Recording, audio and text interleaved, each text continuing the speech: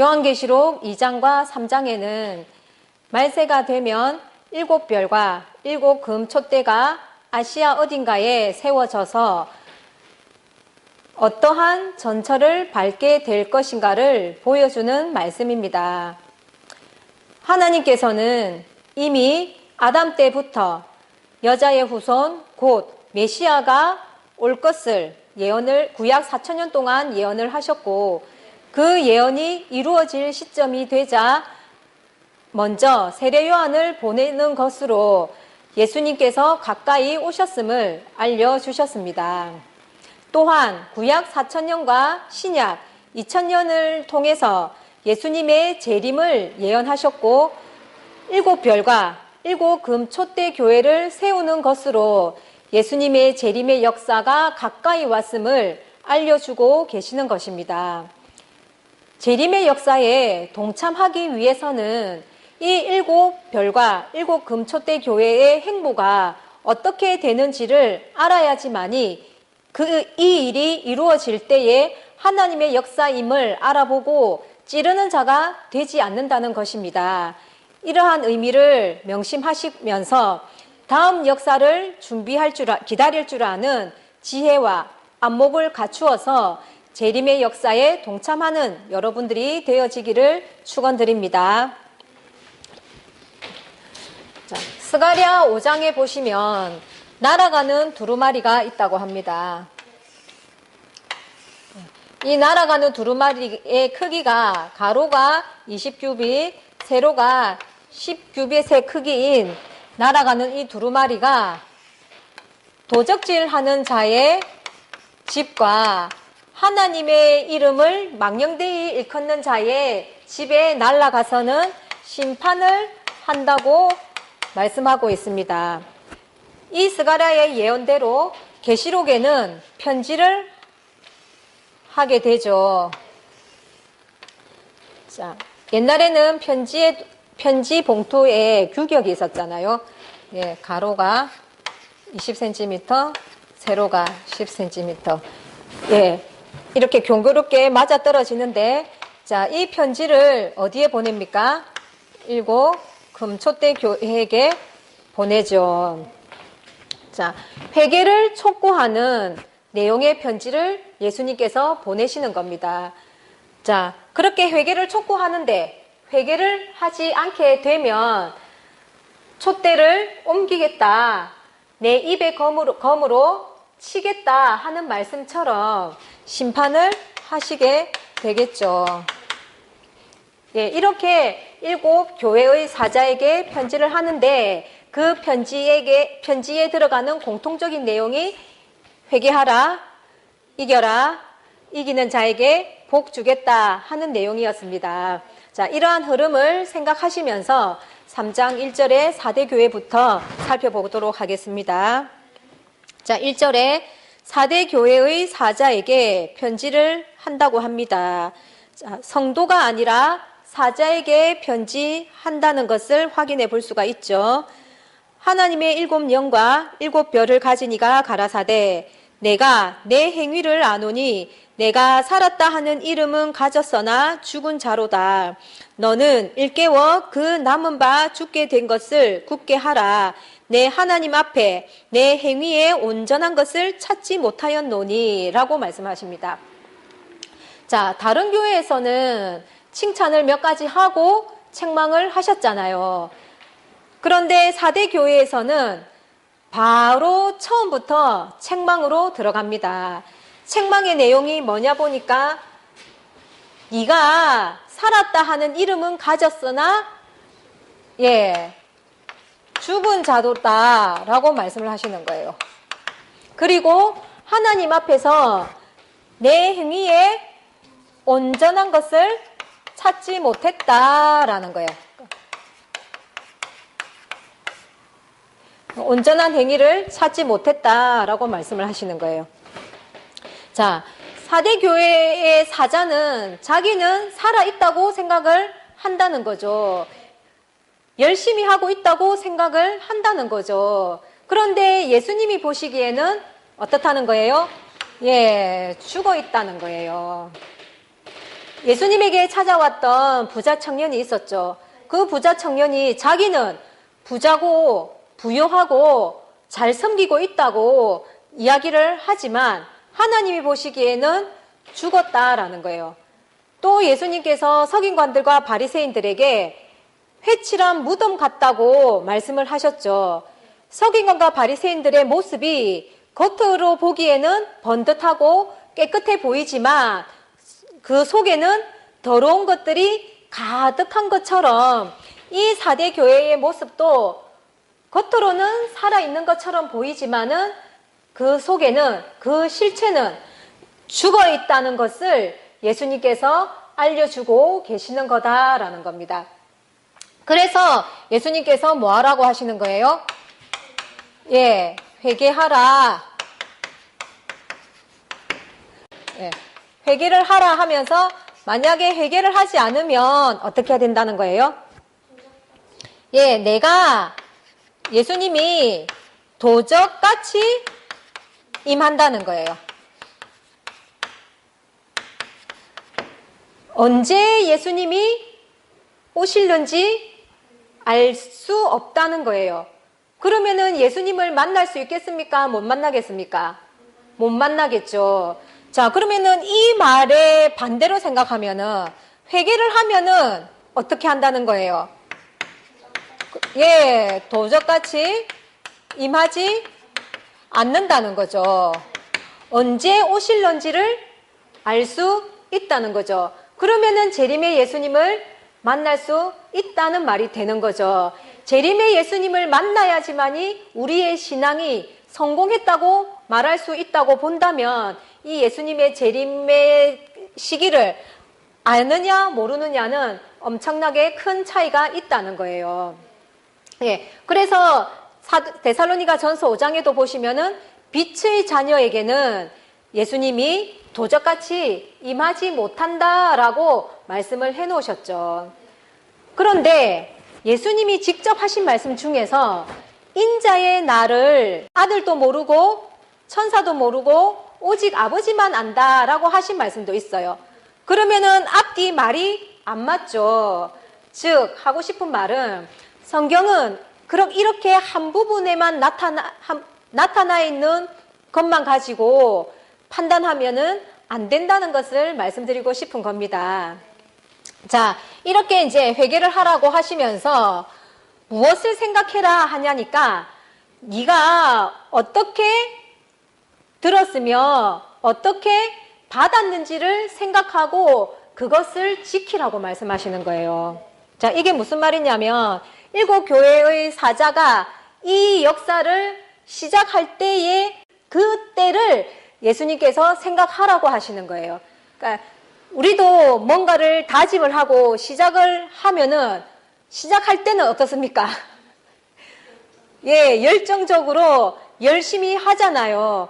근데 시간이 흘러가면서 점점 나태해지고 목표의식이 흐려지고 뭐 이렇게 되어지듯이 이 7 교회의 사자도 처음에 예수님에게서 말씀을 받고 시작할 때는 얼마나 열정적으로 열심히 했겠습니까?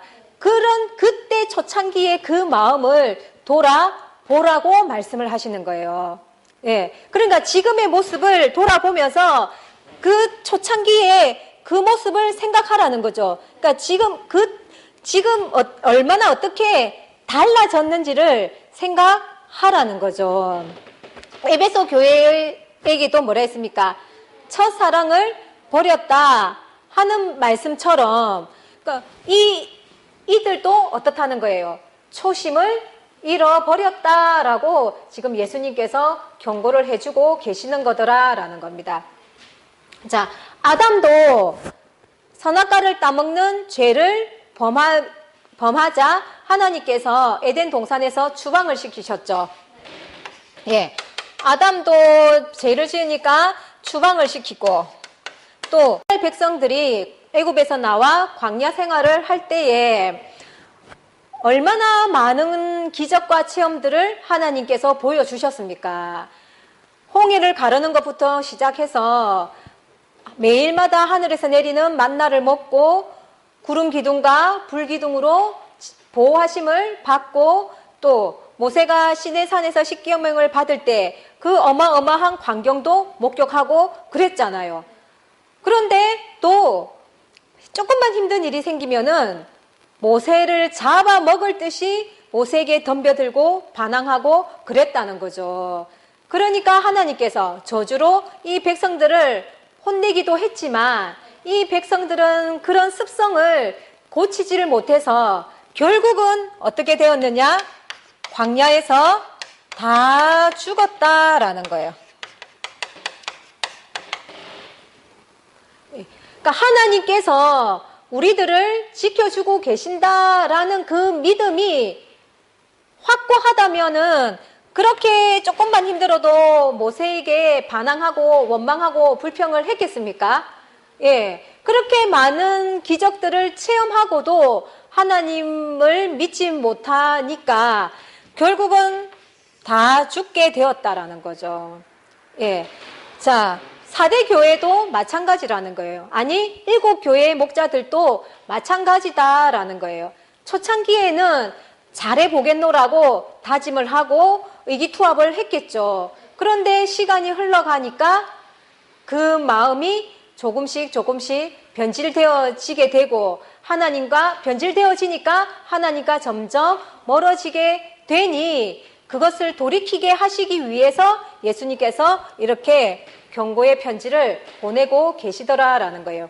그러니까 그런 중에도 그래도 다행인 게 이런 중에도 예수님께서 하시는 말씀이 옷을 더럽히지 않은 몇 명이 있다는 거예요. 그 사람들은 흰옷을 입었다는 거예요. 흰옷을 입고 예수님과 함께 다니고 있다라고 알려주고 계십니다. 자, 여기서 이제 흰옷을 입고 있다고 하니까 또 실제적인 흰옷 이렇게 생각이 드시겠죠. 자, 옷이라는 것은 요한계시록 19장 8절에 보시면 어린 양의 혼인 기약이 이르렀고 어린 양의 아내가 예비되었다고 하십니다. 그 어린 양의 아내에게 빛나고 깨끗한 세마포를 주시는데 세마포 옷이죠.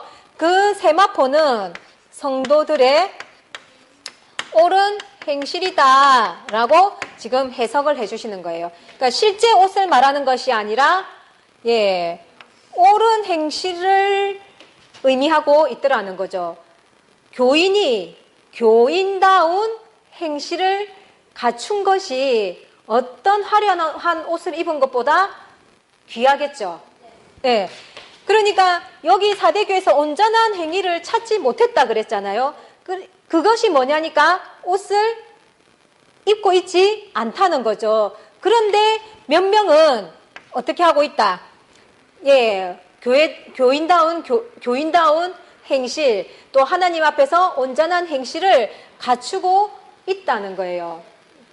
자, 이 흰옷에 대해서 계시록의 몇 구절을 더 찾아보면은 계시록 6장 9절에서 11절 이하에 보면은 하늘 재단에 순교자의 영혼들이 있다는 거예요. 이 영혼들에게 예수님께서 무엇을 주시냐 보니까 흰옷을 주시면서 잠시 기다리라 라고 말씀하시는 내용이에요. 자, 그 순교자들의 영혼들에게 흰옷을 주고 또 계시록 7장 9절에 보시면 셀 수 없는 큰 무리가 나오는데 이 셀 수 없는 큰 무리들이 무엇을 입고 있냐 보니까 흰옷을 입고 있더라라는 거예요. 자, 4대 교회에서 흰옷을 입고 있고 또 순교자의 영혼들도 흰옷을 입고 있고 셀 수 없는 큰 무리도 흰옷을 입고 있다 그러죠. 여기에서 이렇게 흰옷을 입고 있다는 것은 아까 이제 옷은 옳은 행실이라 그랬죠. 즉 흰옷을 입고 있다는 것은 뭐냐? 합당한 자다라는 의미가 들어있다는 거예요. 그래서 여기 4절 끝에 보시면은 그들은 합당한 자인 영고라. 합당하기 때문에 흰옷을 입고 예수님과 함께 다니고 있다라고 말씀을 하고 계시더라는 거죠. 그러니까 순교자의 영혼들도 하나님 보시기에 합당한 자들이고 셀 수 없는 큰 무리도 하나님 보시기에 합당한 자다 이 말인 거죠. 하나님께서 요구하는 행위가 있을 거잖아요. 그러니까 하나님께서 요구하시는 그 행위를 어떠한 세속적인 것에 물들이지 않고 그 행위를 끝까지 지켜서 하나님에게 속한 자라는 인정을 받을 수 있는 그런 사람들이다라는 거예요. 대단하죠? 자, 우리는 어떤 옷을 입고 있을까요? 살펴봐야 되겠죠. 자, 옷 이야기가 나왔으니까 몇 가지 더 이야기를 해보겠습니다. 성경 전체에는 이 옷에 대한 이야기가 많은데, 세례 요한이 약대 털옷을 입었다 합니다. 약대 털옷을 입고 메뚜기와 석청을 먹었다. 이제 이런 내용을 다들 잘 아실 건데, 이제 약대 털옷을 입었다는 것을 이제 어떤 교회에서는 뭐 세례 요한이 검소하고 청렴하다라는 어떤 그런 상징을 담고 있다라고 말하는 곳도 있습니다. 그런데 우리가 이제 옷이니까 이 옷이 옳은 행실이라는 것을 생각하고 이 말에 비추어서 본다면은 이 약대 털옷이 어떤 의미를 가지는 것인지 생각을 해볼 필요가 있겠죠. 또 아담과 하와가 있었잖아요. 이 아담과 하와는 처음에는 벌거벗었죠. 벌거벗고 있었는데 선악과를 따먹고 나서는 무화과 나뭇잎으로 옷을 해입었죠. 그리고 에덴 동산에서 쫓겨나서는 하나님께서 가죽옷을 해입혔습니다. 자, 여기서도 어쨌든 옷, 뭐 나뭇잎도 옷입니다.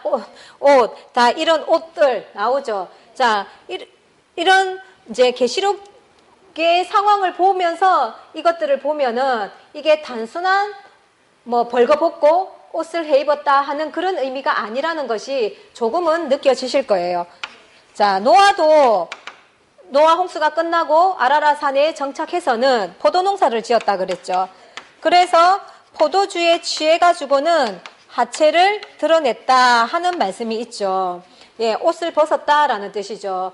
자, 그러니까 성경에 전체에 보면은 이렇게 옷에 대한 이야기들이 나와 있는데 이러한 내용들이 단순히 우리가 문자적으로 가죽옷을 입었고 실제적으로 옷을 벗었고 하는 그런 의미가 아니겠구나 하는 생각을 가지시라는 뜻에서 알려드리는 겁니다.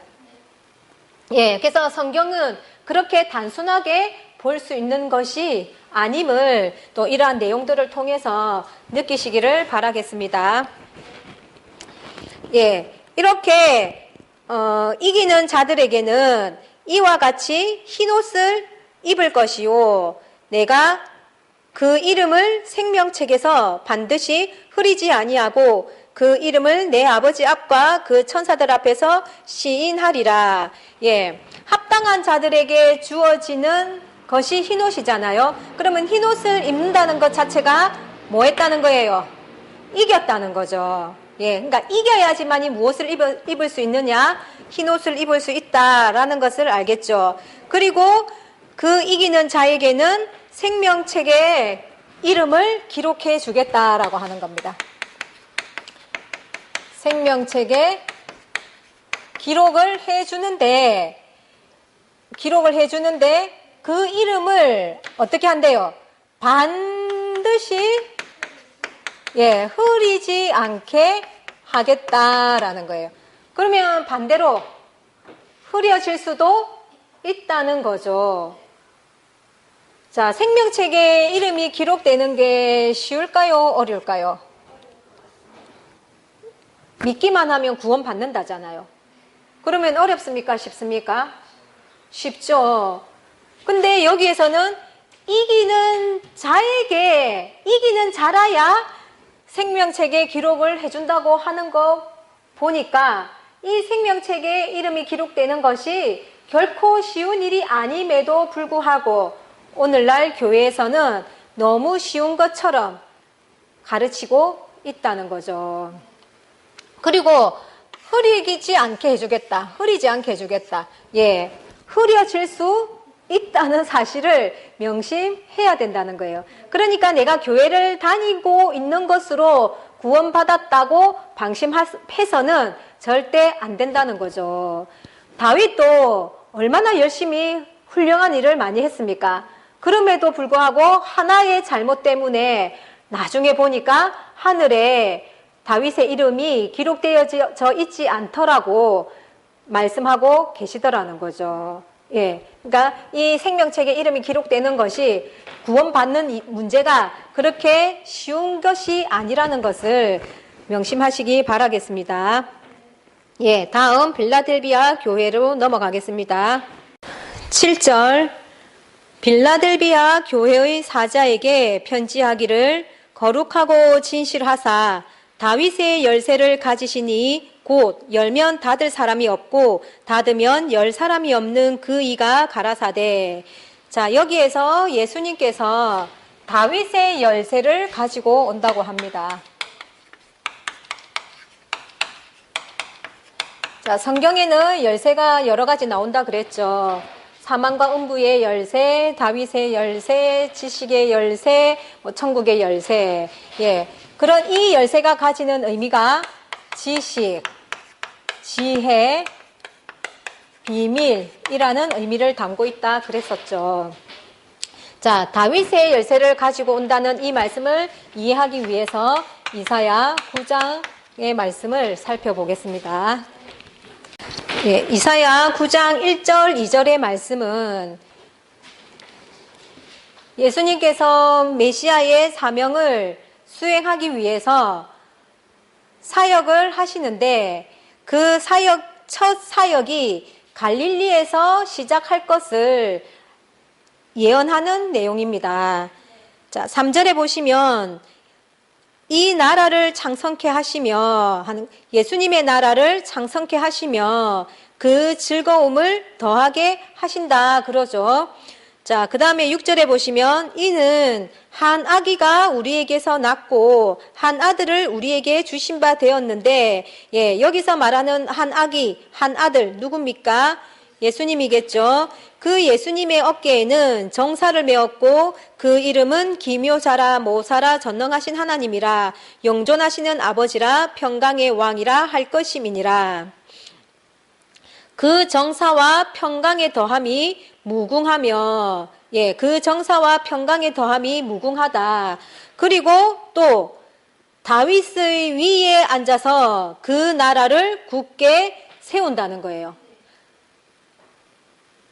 자금 이후 영원토록 공평과 정의로 그것을 보존하실 것이라. 예, 자, 누구에 대한 이야기입니까? 예수님에 대한 예언인 거죠. 예, 예수님께서 어디에 앉으신다는 거예요? 예, 다윗의 위에 앉게 되고 그 나라는 어떻게 된다는 거예요?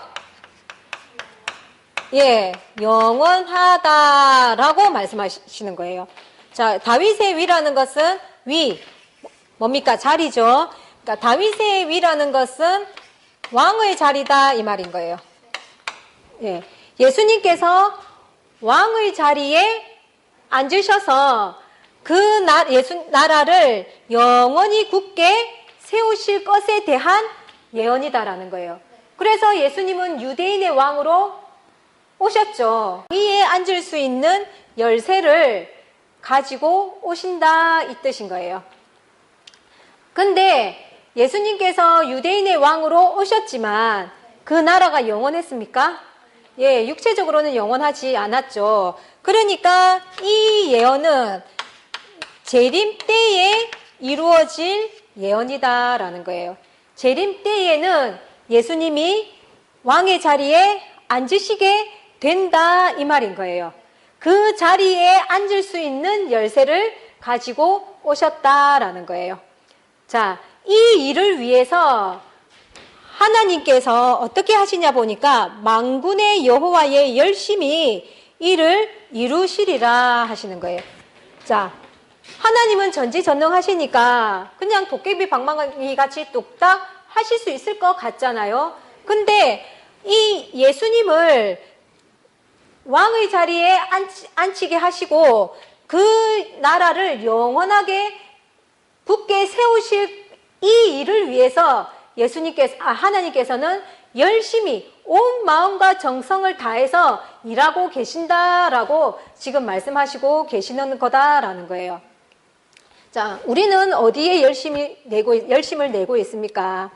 우리 생활에 필요한 거, 내 개인에게 필요한 것들을 채우기 위해서 열심히 하고 또 그것을 채워달라고 하나님 앞에 기도를 하고 있잖아요. 그러니까 하나님을 믿는다 하면서도 하나님은 어디에 관심이 있는지는 전혀 생각하지 않고 또 관심을 가지려고도 하지 않은 채 그저 나의 필요한 것들을 충족시키기 위한 수단으로만 하나님을 믿고 있는 이런 우리의 모습을 이 말씀을 통해서 느끼시기를 바라겠습니다.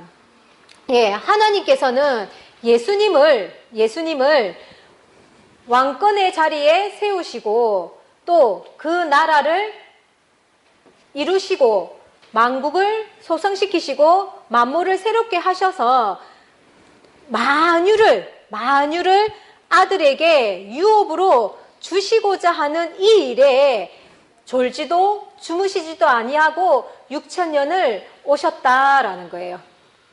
그러니까 하나님의 마음이 어디를 향해 있는지 이것을 느끼시기를 바라겠습니다.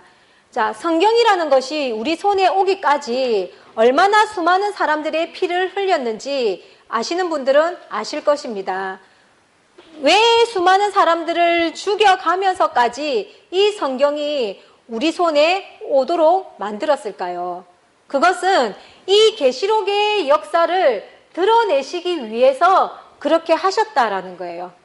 그러니까 얼마나 계시록의 역사가 중요한 것이면은 그렇게 사람을 죽이면서까지도 이 성경을 유지시켜 오셨겠냐라는 거예요. 하나님의 마음이 느껴지시기를 바라겠습니다. 8절에 보시면 빌라델비아 교회에게는 칭찬을 하십니다. 어떤 칭찬을 하냐면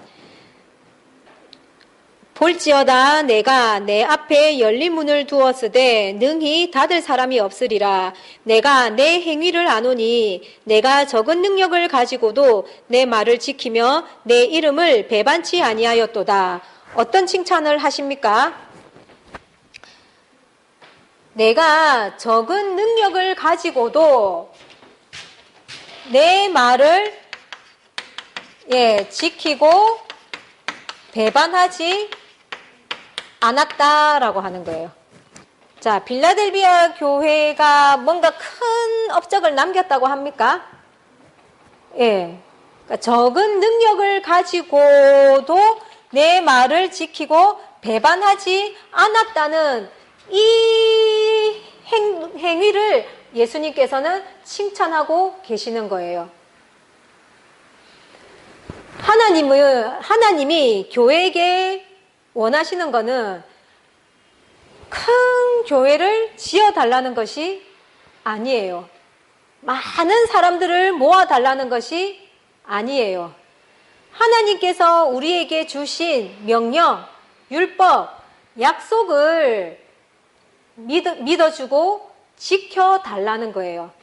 어떠한 환경에도 핑계대지 않고 어떠한 시대적인 풍습에 젖어들지 않고 변질시키지 않고 하나님께서 주신 그 말씀을 그대로 지키는 것을 하나님께서는 원하시고 기뻐하신다라는 거예요. 하나님의 말씀이 담긴 것이 성경이잖아요. 그러니까 이 성경 속에 들어있는 하나님의 말씀, 이 진리를 사수하는 것을 하나님께서는 가장 원하시고 계시다는 것을 알아야 되겠죠. 예, 이런 것을 이렇게 살펴보다 보니까 하나님의 마음이라든지 하나님이 원하는 게 무엇이라든지 이런 게 좀 보이십니까? 예, 우리는 정말 하나님한테 기도는 하고 찬양은 드렸지만은 하나님의 마음이 어떠한지, 어떠한 것을 원하시는지 이런 것은 생각하지도 않은 채 살아가고 있음이 느껴지시리라 믿습니다. 예수님께서 내 말을 지키고 배반하지 않은 것을 칭찬하시면서 축복을 해주시기를 내 앞에 열린 문을 둔다는 거예요. 열린 문을 두는데 이 문은 닫을 사람이 없다라고 말씀을 하시고 또 인내의 말씀을 10절에 보시니까 인내의 말씀을 지켰기 때문에 무엇을 하게 해주느냐? 시험을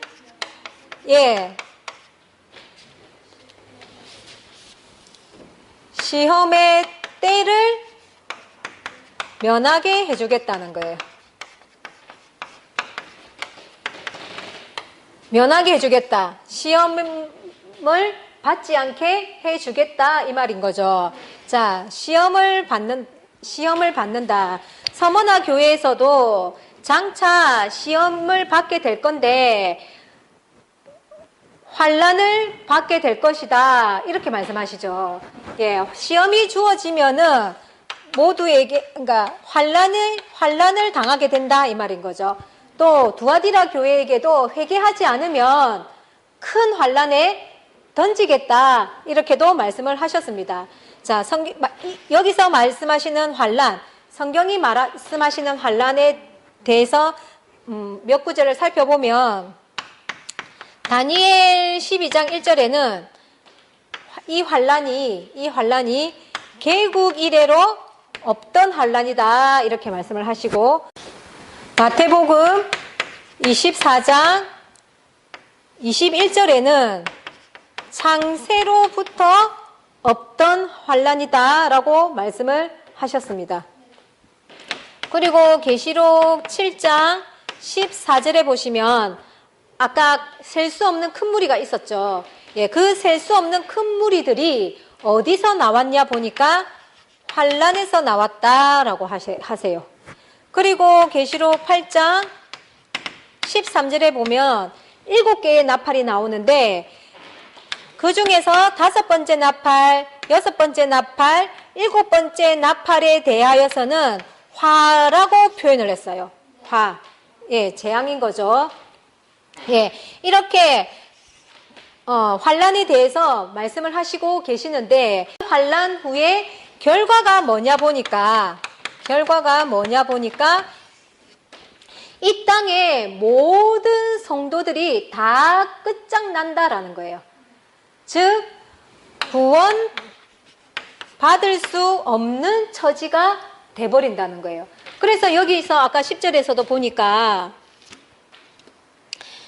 이 시험은 장차 온 세상에 임하여 땅에 거하는 자들을 시험할 때라는 거예요.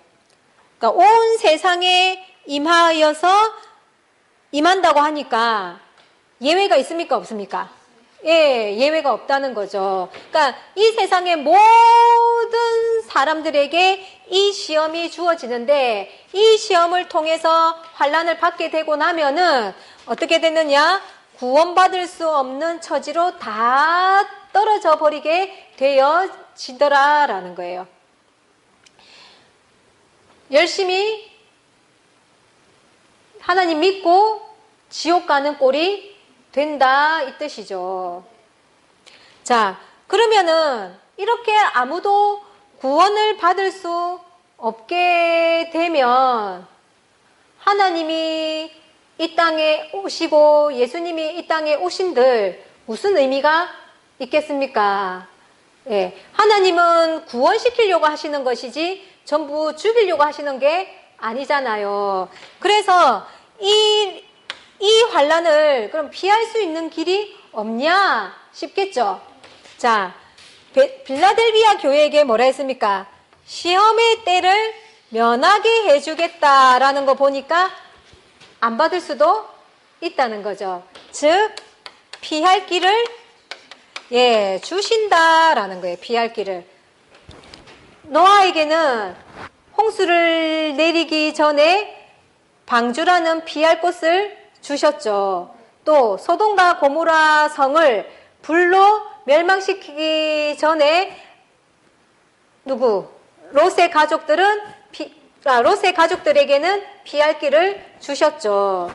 그러면은 오늘날에는 피할 길을 당연히 주시겠죠. 빌라델비아 교회에게 피할 길을 주셨으니까.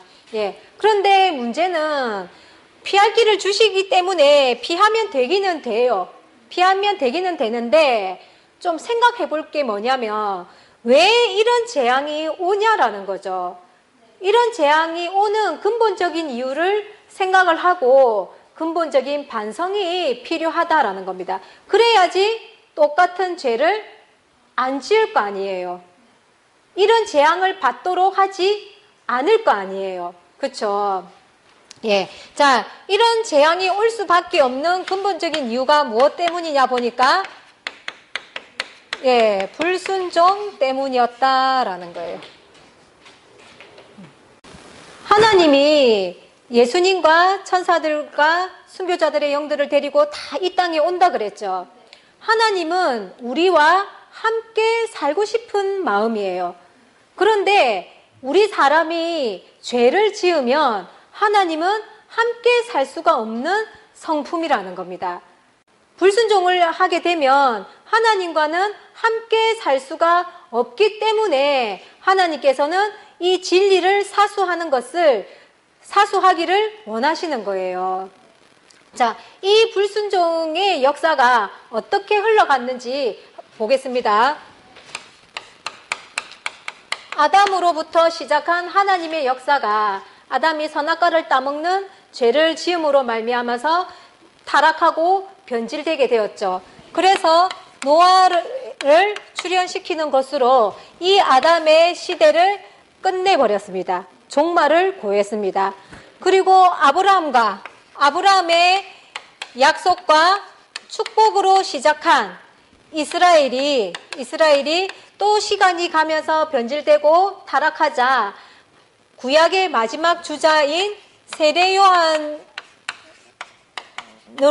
매듭을 지으시고 예수님을 통해서 예수님이 오시게 됨으로 해서 이 구약 시대, 이 율법의 시대를 종말을 고하게 됩니다. 그리고 예수님으로부터 세워진 이 교회의 역사가 2000년을 오게 되죠. 2000년이 지나고 보니까 오늘의 이 교회 모습이 어떠합니까? 계시록 2장과 3장에서 그 모습이 잘 나타나 있죠. 이 교회를 하나님께서는 뭐 하시고? 심판을 하신다는 내용인 거예요. 이 심판의 결과가 뭐냐? 이 심판의 결과가 뭐냐면은 교회 시대를 심판의 결과가 뭐냐면 교회 시대의 종말을 의미하는 거다라는 거예요. 예수님을 통해서는 구약 시대를 종말을 고했죠. 자, 이 재림의 역사를 통해서는 이 2000년 동안 흘러온 이 교회 시대를 종말을 고한다는 거예요. 무슨 말이냐? 교회를 통해서 해오던 구원 역사를 더 이상 교회를 통해서는 하지 않겠다는 뜻이다라는 거예요. 이렇게 모두를 심판하는 그 와중에 아까 4대 교회에서 흰 옷을 입은 몇 명이 있었죠.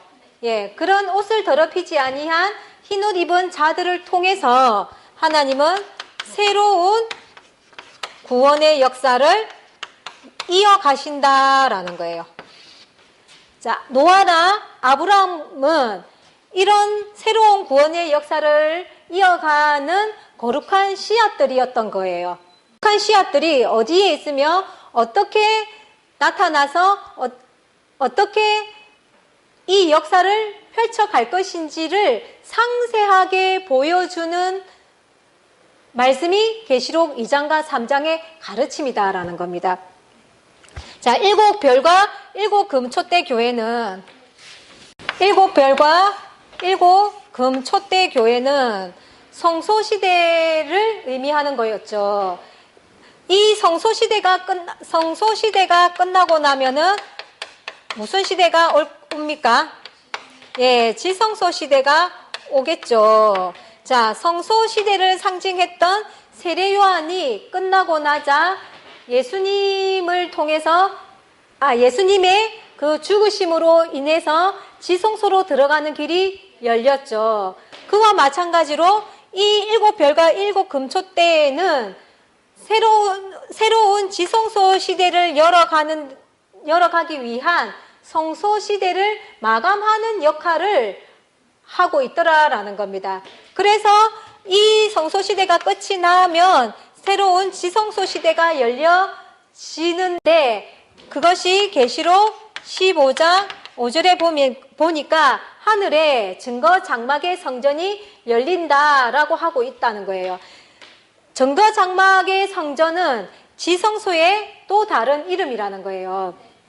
그래서 이 지성소에 들어가는 길이 열린다라는 거예요. 그러니까 빌라델비아 교회가 예수님의 말을 잘 지키고 배반하지 않았기 때문에 그들 앞에 열린 문을 두었다는 그 열린 문은 이 지성소로 들어가는 문을 주셨다라는 거예요. 이 지성소로 들어가는 문이 열리게 되면은 능히 아무도 닫을 수 없는 그런 문이다라는 거예요. 예, 이것이 하나님께서 우리에게 주시는 재림 역사의 노정이다라는 겁니다. 이런 빌라델비아 교회에게 11절에서 내가 속히 임하리니 내가 가진 것을 굳게 잡아 아무나 네 면류관을 빼앗지 못하게 하라 그러시죠. 서머나 교회에게서도 네가 죽도록 충성하면 생명의 면류관을 주리라 이렇게 말씀하셨어요. 그러니까 충성하면 줄 것이다 라고 말씀을 하셨는데 빌라델비아 교회에게는 뭐라 하냐 보니까 빼앗지 못하게 하라는 거예요. 그러면은 면류관을 줬다는 겁니까? 안 줬다는 겁니까? 예, 줬다는 거죠. 그리고 그 면류관을 뺏는 사람이 있다는 거예요. 누가 뺐을까요?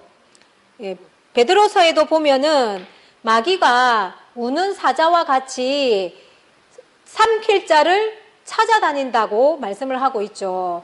또 마태복음 24장에서도 보시면 거짓 선지자들, 적그리스도들이 나타나서 많은 표적과 기사들로 택한 자들을 미혹한다는 말씀도 있습니다. 그래서 끝까지 이겨라고 말씀하시는 거겠죠.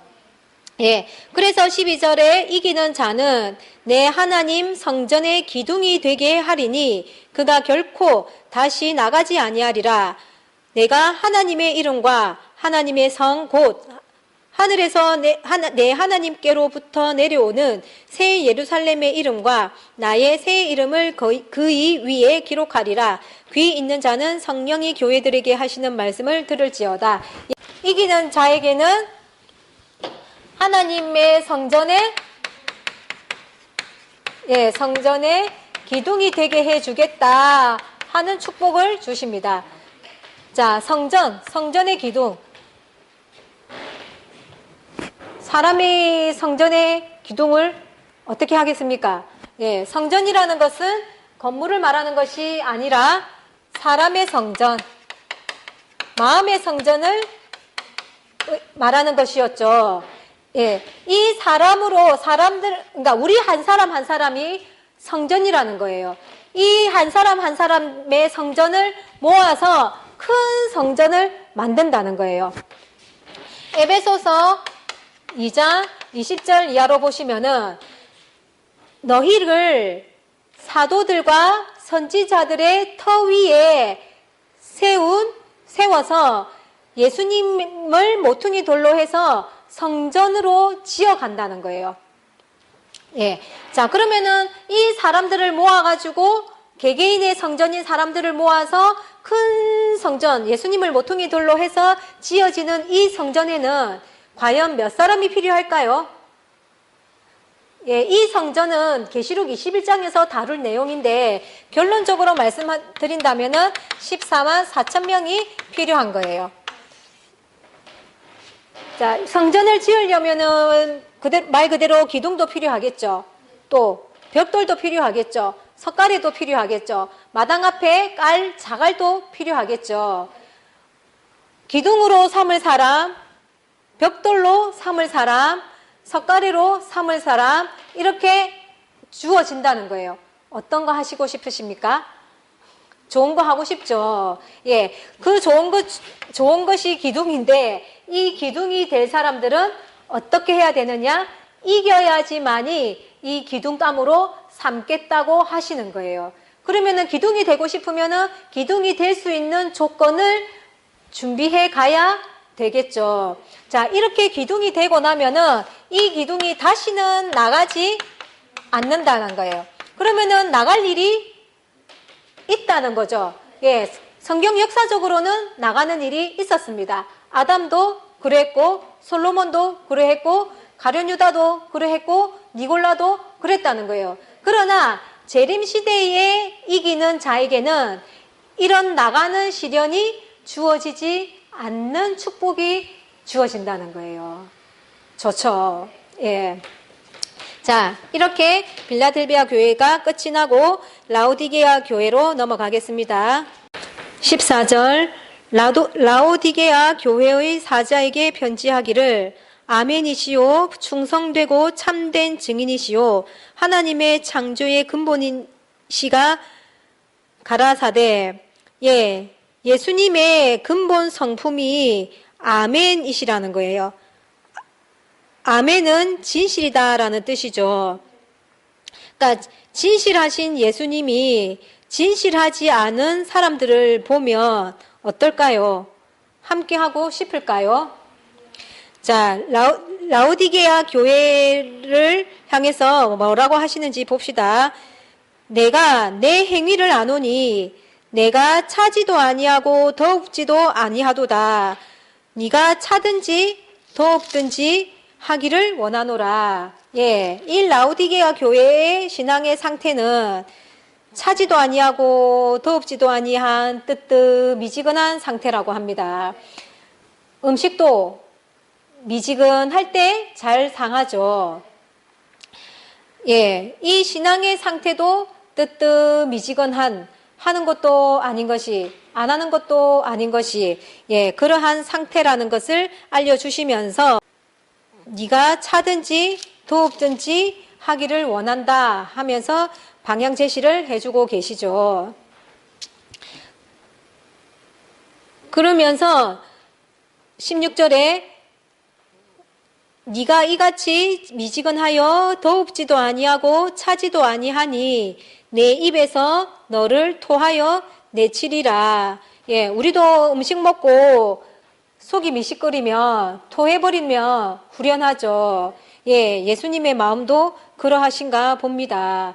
자, 예, 그러니까 우리의 신앙도 이 라오디게아 교회처럼 뜨뜻미지근하면 하나님이 우리를 인정해 주시겠습니까? 토해내겠습니까? 예, 토해내시겠죠. 자, 17절에 내가 말하기를 나는 부자라 부유하여 부족한 것이 없다 하나 내 공고한 것과 가련한 것과 가난한 것과 눈먼 것과 벌거벗은 것을 알지 못하도다. 예. 이 라오디게아 교회도 저기 4대 교회처럼 자기가 소경인지도 모르고 가난한지도 모른다는 거예요. 벌거벗고 있는지도 모른다는 거예요. 이게 육적인 거면은 왜 모르겠습니까? 모른다는 것은 영적인 상태를 말씀하시는 거기 때문에 모른다라는 거겠죠. 예수님이 세례 요한은 여자가 낳은 자 중에 가장 크다. 그러나 천국에서는 지극히 작은 자도 이 세례 요한보다 크다라고 말씀을 하실 때 세례 요한이 이 말씀을 알아들었을까요? 서기관과 바리새인들을 향해서 너희는 뱀이고 독사의 새끼들이다. 회칠한 무덤이다. 라고 말씀하셨을 때 이 사람들이 수긍을 했나요? 오히려 예수님을 십자가에 못 박아 죽여버렸죠. 그러면 오늘날의 목자들도 반응이 어떠할까요? 예수님께서 이렇게 책망을 하실 때에 감사합니다고 받는 게 아니라 성경 역사처럼 또 예수님을 거부하고 예수님에게 대항하고 그러지 않겠냐라는 거예요. 8절에 내게서 불로 연단한 금을 사서 부유하게 하고 흰옷을 사서 입어 벌거벗은 수치를 보이지 않게 하고 안약을 사서 눈에 발라 보게 하라 하고 제시를 해주셨습니다. 자, 육적으로 가난한 거라면 육적으로 가난하다고 한다면 어떻게 금을 살 수가 있겠습니까? 자, 불로 연단한 금을 사라는 것은 실제적인 금이 아니라 영적인 의미를 담고 있는 것이겠죠. 계시될 믿음의 실체이신 예수님을 만나서 그 예수님의 그 가르침으로 신앙의 온전한 행위를 만들어가고 또 안약을 사서 발라라는 거죠. 그러니까 안약은 예수님의 말씀을 안약이라고 하는 거겠죠. 이렇게 계시록의 말씀을 배우니까 계시록이 보이시죠? 이런 것을 의미하는 겁니다. 예수님께서 하시는 말씀이 열심을 내라는 거예요. 열심을 내라. 그 열심을 뭐 하는 데다가 하라 하냐니 보니까 회개하는 데에 열심을 내라는 거예요. 그러니까 열심히 회개하라는 거죠. 자, 우리가 그냥 잘못한 것을 회개한다고 하면 눈물 흘리면서 기도하면은 회개할 수 있겠죠. 근데 여기서 말씀하시는 회개는 그런 개인의 잘못을 말씀하시는 것이 아니에요. 이사야 1장 18절에 가보겠습니다. 여호와께서 말씀하시되 오라 우리가 서로 변론하자. 너희 죄가 주홍 같을지라도 눈과 같이 희어질 것이요 진홍같이 붉을지라도 양털같이 되리라. 자, 그 1장 18절에서 뭐라 합니까? 변론하자는 거예요. 변론을 하면은 이 죄가 없어진다라고 말씀하시는 거예요. 자, 우리가 하는 회개는 뭐였습니까? 기도하는 거잖아요. 근데 하나님께서 말씀해 주시는 회개는 변론하자는 거예요. 하나님의 말씀을 변론하자는 거예요. 자, 그냥 우리 일신상에서 잘못한 것은 그냥 잘못했습니다. 용서해 주세요 하면은 되는 거지만 성경이 요구하는 행위는 성경을 알지 못하면 할 수가 없다는 거죠. 그래서 성경을 알아야지만이 성경에서 말씀하시는 그 모습들을 갖추어 갈 수가 있다는 거죠. 그러니 계시될 믿음의 실체이신 예수님의 그 가르침을 통해서 그 가르침으로 뭐 하자는 거예요? 어느 게 옳은 것인지, 어느 게 성경적인 것인지 변론을 해서 성경이 요구하는 행위들을 갖추어 가라 하는 말씀이다라는 거예요. 그러니까 사대교회에게 하나님 앞에서 온전한 행위를 찾지 못했다 하는 것처럼 그러한 온전한 행위를 갖출 수 있게 만들어주는 것은 하나님의 말씀으로 갖추어야 하는 거죠. 20절 볼지어다 내가 문 밖에 서서 두드리노니 누구든지 내 음성을 듣고 문을 열면 내가 그에게로 들어가 그로 더불어 먹고 그는 나로 더불어 먹으리라 하고 말씀을 하십니다. 자, 예수님께서 어떻게 문을 두드리실까요? 예수님의 진리의 말씀을 듣게 하는 것으로 문을 두드리신다는 거예요. 지금 말씀을 듣고 계시죠? 이것이 예수님께서 문을 두드리고 계시는 것이고, 자, 이 말씀을 들을 때에 와, 이 말씀 한번 들어봐야 되겠네 하는 사람은 마음의 문을 연 것이고, 뭐 이런 말씀이 다 있어 하는 사람은 마음의 문을 닫은 것이 되겠죠. 예수님께서도 예수님의 자신을 무엇으로 증거를 하셨습니까? 구약의 말씀을 풀어주는 것으로 자신을 증거하셨다라는 거예요. 자, 재림도 마찬가지다라는 거예요. 계시록의 말씀을 듣는 것이 예수님의 음성을 듣는 것이고, 마음의 문을 열어야지만이 이 말씀이 내 마음에 들어와서 예수님과 더불어서 먹고 마시는 즐거움이 있어지게 된다라는 거겠죠. 자, 21절에 이기는 그에게는 내가 내 보좌에 함께 앉게 하여 주기를 내가 이기고 아버지 보좌에 함께 앉은 것과 같이 하리라. 예, 이기는 자에게는 예수님의 자리에 함께 앉게 해주겠다는 거예요. 예수님도 어땠다는 거예요? 예수님도 이기고 아버지의 자리에 함께 앉았다는 거예요. 예수님이 이겨서 하나님의 보좌에 앉은 것처럼 이기는 우리들에게도 예수님의 자리에 함께 앉게 해주겠다라는 겁니다. 조선시대의 왕위를 물려주려면 얼마나 믿고 사랑스러워야 왕위를 물려줄 수가 있겠습니까? 예수님은 하나님에게서 그런 절대 사랑을 받으셨다라는 거예요. 그래서 하나님과 예수님의 관계는 절대 사랑과 신뢰와 충성으로 맺어진 관계다라는 거예요. 우리의 관계도 절대 사랑과 신뢰와 충성의 관계로 맺어져야지만이 이 예수님의 자리에 함께 앉을 수 있는 복이 주어지겠죠. 예, 자, 하나님의 보좌에 하나님과 예수님의 자리에 우리를 앉게 해주겠다는 것은 하나님과 예수님은 이 계시록의 프로젝트에 하나님의 모든 것을 거셨다라는 뜻인 거예요.